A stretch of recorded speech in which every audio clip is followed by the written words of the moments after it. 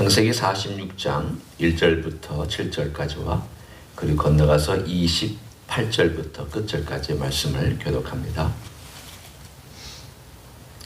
이스라엘이 모든 소유를 이끌고 떠나 브엘세바에 이르러 그의 아버지 이삭의 하나님께 희생제사를 드리니 그 밤에 하나님이 이상 중에 이스라엘에게 나타나 이르시되 야곱아 야곱아 하시는지라 야곱이 이르되 내가 여기 있나이다 하매 하나님이 이르시되 나는 하나님이라 내 아버지의 하나님이니 애굽으로 내려가기를 두려워하지 말라 내가 거기서 너로 큰 민족을 이루게 하리라 내가 너와 함께 애굽으로 내려가겠고 반드시 너를 인도하여 다시 올라올 것이며 요셉이 그의 손으로 네 눈을 감기리라 하셨더라.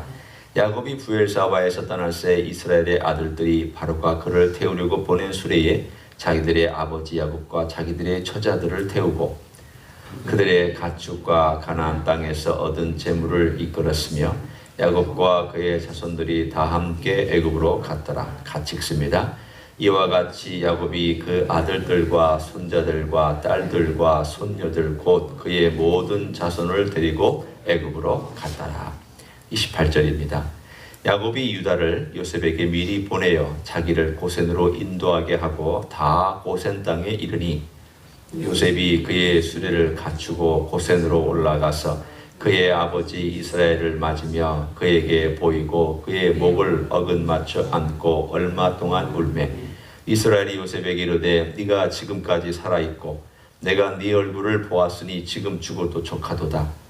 요셉이 그의 형들과 아버지의 가족에게 이르되 내가 올라가서 바로에게 아뢰어 이르기를 가나안 땅에 있던 내 형들과 내 아버지의 가족이 내게로 왔는데 그들은 목자들이라 목축하는 사람들이므로 그들의 양과 소와 모든 소유를 이끌고 왔나이다 하리니 바로가 당신들을 불러서 너희의 직업이 무엇이냐 묻거든. 같이 읽습니다. 당신들은 이르기를 주의 종들은 어렸을 때부터 지금까지 목축하는 자들이온데 우리와 우리 손주가 다 그러하니이다 하소서. 애굽 사람은 다 목축을 가증히 여기나니 당신들이 고센 땅에 살게 되리이다. 아멘. 23년 긴 시간이 흐른 다음에 드디어 아버지 야곱이 잃어버렸던 죽었다고 생각했던 아들을 만나는 장면이 46장에 나옵니다.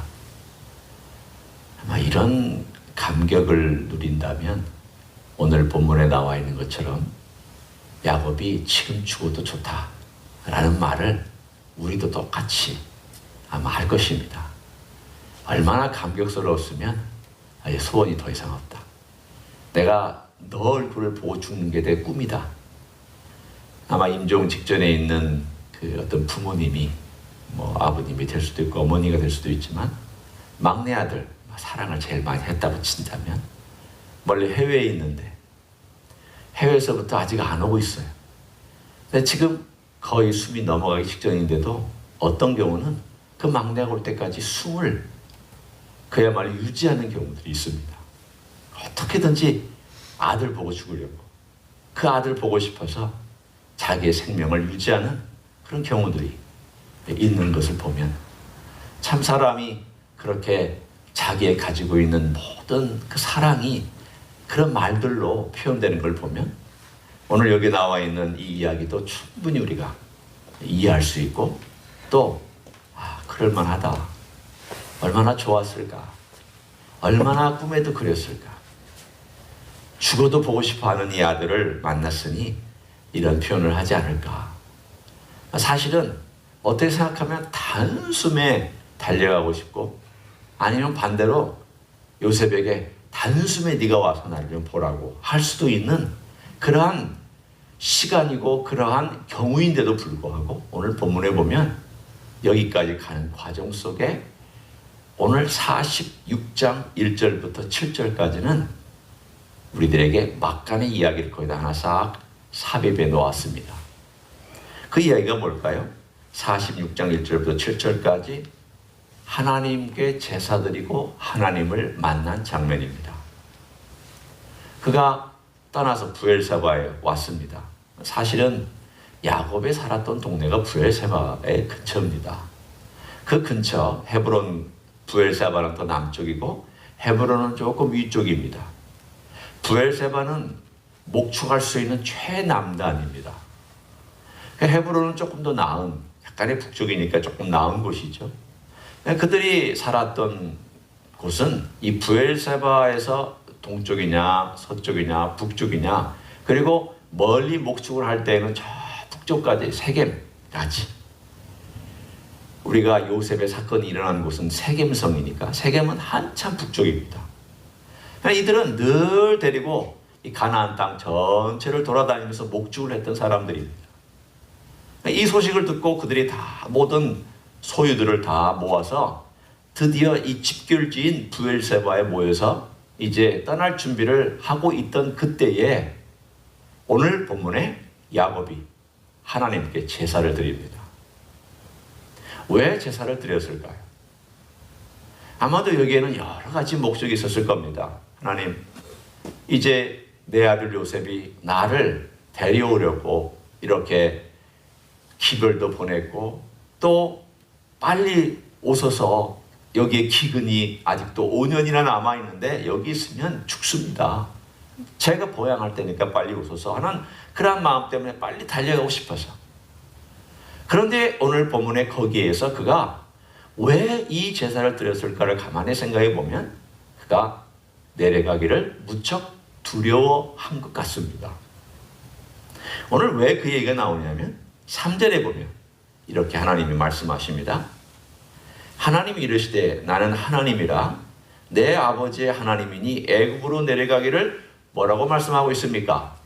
두려워하지 말라 라고 말씀하고 있습니다. 하나님께서 두려워하지 말라 그랬을 때는 인간이 두려워하지도 않는데도 하나님을 두려워하지 말라 그렇게 말씀하시지 않습니다.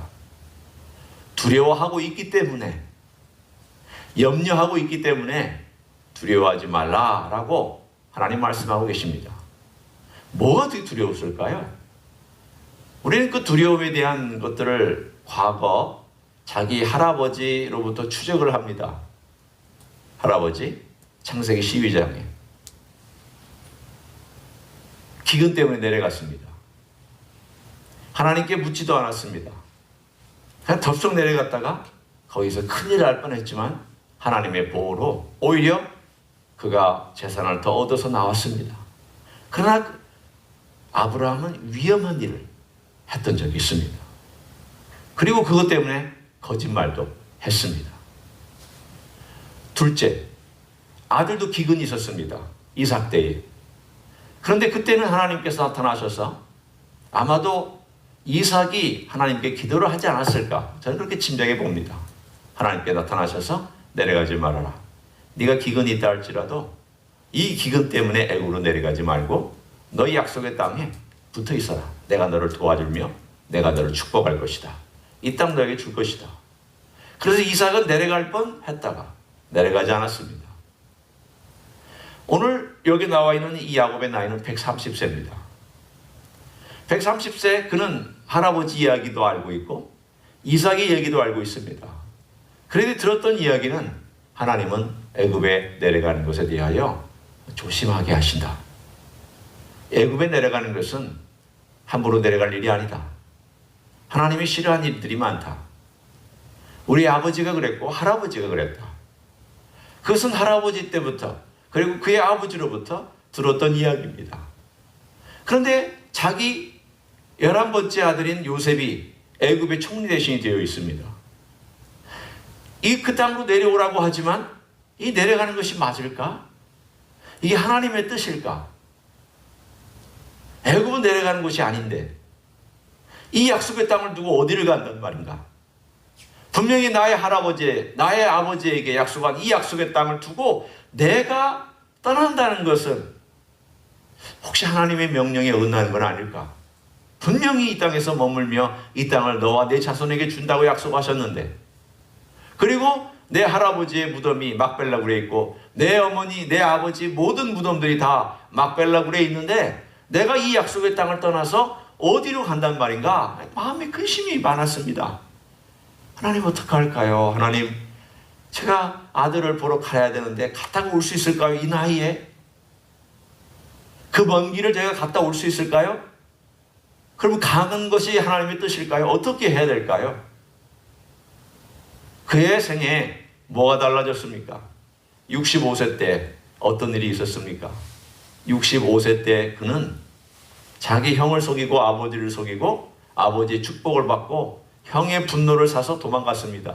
자기 목숨 때문에 도망갔습니다. 그가 거짓으로 아버지의 축복을 받을 때 그렇게 하지 않아도 되는데 그렇게 받았던 그 방법 때문에 그는 대가를 지불하고 하란에서 20년을 종살이했습니다. 그는 압니다. 내가 비록 하나님을 열망하지만 내가 선택하는 방법도 하나님이 원하시는 건지 아니한 건지를 물어야 된다는 것을 65년의 세월 동안 배웠습니다. 65세에 그가 하란으로 떠났고 지금 130세에 애굽으로 떠나기 직전입니다. 65세와 130세면 65년입니다. 야곱은 65년 동안 배웠습니다. 내가 내 마음대로 내 인생을 막 결정해서 가는 게 아니라는 것을 알았습니다. 그는 가나안 땅이 하나님의 약속의 땅이라는 것도 알았습니다. 자기 할아버지와 아버지가 애굽에 내려갔다가 혹은 애굽에 내려갈 뻔했다가 어려운 일을 당하거나 혹은 당할 수 있는 것을 그는 들었습니다. 그래서 하나님께 기도했습니다. 제사를 드리며 하나님께 하나님 제가 비록 아들 때문에 이곳에 가야 하지만 가는 것이 옳을까요? 왜 그럴 때 있잖아요. 우리가 어떤 걸 하고는 하지만 해야 하지만 하나님 이게 옳을까요? 이게 하나님이 원하시는 걸까요? 하나님 어떻게 해야 할까요? 제가 떠나는 것이 하나님이 기뻐하시는 걸까요? 그렇게 근심하고 두려워하는 야곱이 제사를 드리면서 하나님께 드렸을 때에 하나님께서 그 기도를 들으시고 그 예외를 받으시고 하나님께서 나타나셔서 야곱에게 말씀하기를 야곱아 야곱아 두 번 부르셨습니다. 성경에 두 번 부르게 나오는 것들은 보통 진실로 진실로 하는 것들과 야곱아 야곱아 하는 이 이름이 두 번 나오는 것은 하나님께서 그에게 급하게 나타나셨거나 강조하시기 위해서 말씀하시는 내용입니다. 아마도 하나님께서 야곱을 두 번 부르신 것은 그의 사랑과 야곱을 향한 그의 마음의 확신과 그리고 야곱과 함께 내려가겠다고 하는 하나님의 결심을 얘기하고 있는 대목입니다. 야곱아 야곱아 걱정하지 마라. 두려워하지 마라. 애굽 내려가는 거 걱정하지 마라. 너의 할아버지 때 아버지 때와는 다르다. 내가 너에게 함께 하는 것이다. 내가 너를 도와서 내려가는 것이다. 이게 내 뜻이다. 내가 다 설명 나와 있지 않을지라도 하나님이 이런 말씀을 만약에 하셨다 이렇게 더 설명하셨을까요? 내가 네 아들을 먼저 보낸 것이다. 그는 요셉이 하나님께서 깨닫게 해주신 거잖아요. 내가 네 아들 먼저 보내서 너를 데려가는 것이고 내가 너와 함께 내려갔다가 하나님 설명하시잖아요. 이 말이 여기서 나와 있잖아요. 내가 너를 거기서 다시 올라오게 만들 것이다. 이 말씀은 무엇일까요? 네가 살아있는 동안 다시 올라온다 그 말이 아니라 너의 자손을 데리고 온다라는 거예요. 야곱은 그 민족의 대표고 이스라엘도 그 민족의 이름하는 대표이기 때문에 그가 내려간다는 것은 한 나라가 내려간다는 것이고 그가 올라온다는 것은 한 나라가 올라온다는 것입니다. 70명이라고 하는 작은 나라가 내려갔다가 250만이라고 하는 큰 나라로 올라오는 것을 말합니다. 오늘 하나님께서 그와 함께 내려가서 드디어 하나님께서 어떻게 민족을 이루시는 역사를 새로운 챕터를 열어가신지를 오늘 본문에 우리들에게 말씀해 주고 있습니다. 하나님이 하시는 일들을 가만히 보면 타이밍이 있습니다. 그 때라는 것이 굉장히 중요합니다. 이 때라는 것을 내가 앞서가면 하나님보다 내가 앞서가는 것이죠. 그러나 하나님의 때를 기다릴 줄 아는 사람은 하나님께서 원하시는 길을 걸어갈 줄을 압니다. 우리 한국 사람들 참 성질 바쁘잖아요. 급하고 막 서두르고 뭐든지 막 해야 돼요. 물론 그것 때문에 많은 것들도 했어요. 이 빨리빨리 진행되는 이 세상 속에서 빨리빨리 해가지고 나름 많은 것들을 일으켰지만 그 빨리빨리 때문에 얼마나 한국 민족이 스트레스를 받고 자살도 많고 이혼도 많고 가정의 불화도 많고 그 스트레스 때문에 사람들이 행복하지 못하고 여러 가지 것들이 이 빨리빨리 한다는 것에 좋은 점도 혹시 있을지 모르지만 우리가 그리스도인으로 살아갈 때에 다시 한번 생각해 볼 필요가 있습니다. 내가 원하는 대로 빨리빨리 결정하고 빨리빨리 뭐든지 해결하고 빨리빨리 결과를 보고 빨리빨리 열매를 맺어가려고 하는 이러한 과정 속에 우리는 많은 경우 하나님을 대신할 때가 있습니다. 내가 막 대신해서 결정합니다. 내가 대신해서 앞서갑니다. 하나님이 도와주고 싶어도 도와줄 시간이 없습니다. 왜? 하나님의 맷돌은 상당히 천천히 돌아갑니다. 왜 천천히 돌아가야 되고 천천히 돌아가는 것이 느껴야 되냐면 그걸 갈아야 되니까. 내 인격을 갈아야 되고 내 삶에 거친 것들을 갈아야 되는데 나는 이 거친 것들을 갈 시간이 여유가 없습니다. 왜? 빨리 해결해야 돼요. 인격은 못 따라가는데 일은 해결해 버립니다. 내 삶에 하나님이 빚어가려고 하는 열매는 나오지 않는데 덥석 물어버립니다. 그러다 보면 어떤 일이 생길까요? 이 갭 때문에 사람 사이가 틀어지고 이 갭 때문에 대가를 지불하고 야곱하고 똑같은 일들을 경험합니다. 이 갭 때문에 힘들어하고 어려워합니다. 이 갭 때문에 많은 시련이 오고 고통과 눈물의 시간을 보내기도 합니다. 우리는 이것 통해서 뭘 배워야 할까요? 야곱이 하나님 앞에서 배웠던 것은 우리가 우리 주님 앞에서 배워야 하는 것들입니다. 주님 어떤 삶을 사셨는가? 오늘 이 본문과 함께 생각해 본다면 주님의 그 3년의 공생의 시간을 가만히 보면 주님은 때에 대하여 대단히 민감하셨습니다. 누구의 때에 대하여 민감하셨느냐면 하나님의 때에 대하여입니다. 하나님 아버지가 뭘 원하는지에 대한 그 때에 대하여 그는 입버릇처럼 말씀하셨습니다. 아직 내 때가 아니다. 그리고 이제 때가 되었다. 무슨 때일까요? 아직 내가 이 세상에 메시아로서 드러날 때가 아니다. 가나의 혼인잔치에서 얘기죠. 공공연하게 기적을 해볼 때가 아니다. 그러나 갈릴리 사역을 마치실 즈음에는 이제 내가 예루살렘에 올라갈 때이다.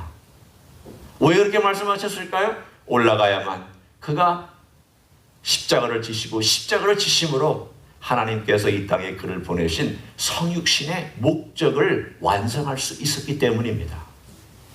이 모든 과정 속에서 예수님은 하나님과의 교통과 기도 가운데 아버지의 타이밍에 대하여 늘 민감하셨습니다. 아버지가 원하시는 때가 뭘까? 아버지가 나에게 말씀하시는 것이 뭘까? 아버지가 원하시는 때가 뭘까? 우리 예수님께서 우리에게 보여주신 이 3년의 공생에는 많은 가르침이 있지만 오늘 본문과 함께 우리가 연계해서 생각한다면 바로 때에 대한 것입니다. 예수님 때에 민감하셨습니다. 오늘 야곱 하나님의 때인가에 대하여 민감했습니다. 내가 내려가는 것이 하나님의 뜻인가? 아니면 머물러야 하는가? 내가 갔다가 다시 올라올 수 있을까? 이 때가 하나님이 원하시는 때인가? 어떻게 해야 할까? 하나님께서 그에게 확신을 주셨습니다. 내려가라. 너는 내려가도 된다. 왜냐하면 내 뜻이고 네가 내려가는 때가 되었고 그리고 그들이 400년을 있고 내가 너희 할아버지한테 얘기한 것처럼 400년 후에 데리고 올라올 것이다. 나는 이미 너희 할아버지에게 얘기했다. 이 가나안 족속에 죄가 관영한 때가 되면 내가 데리고 올라올 것이다. 그 이야기를 다 알고 있는 야곱에게 하나님은 확신을 시켜주셨고 그 전부터 내려온 하나님의 말씀과 그리고 내가 새롭게 받은 하나님의 말씀이 일치가 되어서 그 일치된 방법으로 그는 믿음으로 가나안 땅에 걸어갈 수 있었습니다. 거기서부터 걸어 나갈 수 있었습니다. 그리고 나서 오늘 본문에 있는 것처럼 하나님의 약속의 말씀이 멋지게 있습니다. 야곱아, 오늘 본문에 있는 것처럼 내가 너와 함께 간다. 4절에 저는 이 말씀이 늘 하나님의 동행과 하나님의 임재가 이게 다이내믹하게 나와 있는 내용이에요. 하나님의 임재 그러면 좀 어떤 의미에 보면은 신학적인 단어처럼 느껴지잖아요. 그런데 이 하나님의 임재를 이렇게 이런 동사를 써서 사용했기 때문에 다이나믹하게 느껴져요. 자, 우리 한번 4절을 같이 음미하면서 읽어봤으면 좋겠습니다. 4절입니다. 시작. 내가 너와 함께 애굽으로 내려가겠고 반드시 너를 인도하여 다시 올라올 것이며 요셉이 그의 손으로 내 눈을 감기리라 하셨더라. 오늘 여기 보면 내가 너와 함께 애굽으로 내려간다. 그리고 애굽 땅에서 너희 가족들을 내가 돌볼 것이다. 안전하게 돌볼 것이다. 그리고 내가 너를 인도하여 다시 반드시, 여기 성경에 보면 이렇게 나와 있어요. 반드시 너를 인도하여 다시 올라올 것이다. 야곱은 못 올라왔지만 하나님의 이 반드시는 뭘 의미할까요? 400년 후에 너희들은 내가 너희를 잊고 있다고 생각하지만 나는 400년 동안 너희들을 고센 땅에서 지킬 것이다. 그리고 너희들을 데리고 올라올 것이다. 반드시 내가 할 것이다. 이게 바로 하나님의 임재의 약속입니다. 오늘 우리에게도 그렇습니다. 주님께서 내가 너와 함께 하겠다. 세상 끝날까지 함께 할 것이다. 그러나 동시에 주님께서 우리에게 임마누엘의 약속을 주시고 마태복음의 처음 시작은 임마누엘로 시작해서 마태복음의 마지막은 내가 너희와 함께 하겠다로 끝납니다. 마태복음의 출발은 임마누엘이고 마지막도 임마누엘입니다. 하나님께서 함께 하신다는 거, 우리와 함께 하신다는 거고 마지막도 하나님께서 우리와 함께 하신다는 것입니다. 이게 마태복음의 시작과 끝입니다. 오늘 이야기도 마찬가지입니다. 야곱 하나님이 함께 하셨습니다. 내가 내려가는데 너와 함께 하겠다. 그리고 올라올 때도 함께 하겠다. 이 모든 것들에 대하여 하나님께서 함께 하시겠다고 반드시 그렇게 하시겠다고 약속해 주셨습니다. 오늘 우리가 이제 주님 앞에서 걸어갑니다. 부준 날도 있죠. 이런 날은 좀 집에서 따뜻하니 따뜻한 고구마 먹으면서 그냥 바깥에 안 나가고 집에 있으면 참 좋을 날씨예요. 새벽에도 나올 때 여러분 좀 고민하셨을 것 같아요. 그렇지만 이런 날에도 주님은 동행해 주세요. 우리가 동행해 주시고 주님은 이런 날에도 반드시 내가 너와 함께 한다. 내가 너를 생각하고 있고 내가 너의 모든 것들을 다 도와주고 있는 나는 임마누엘의 하나님이다. 아멘. 우리 주님께서 오늘도 여러분의 생애 가운데 오히려 굳은 날이기 때문에 더 멋진 일들, 더 멋진 것들을 이루어 나가실 줄로 믿습니다. 그런 귀한 하루 되시기를 예수님의 이름으로 간절히 축원합니다. 기도하시겠습니다.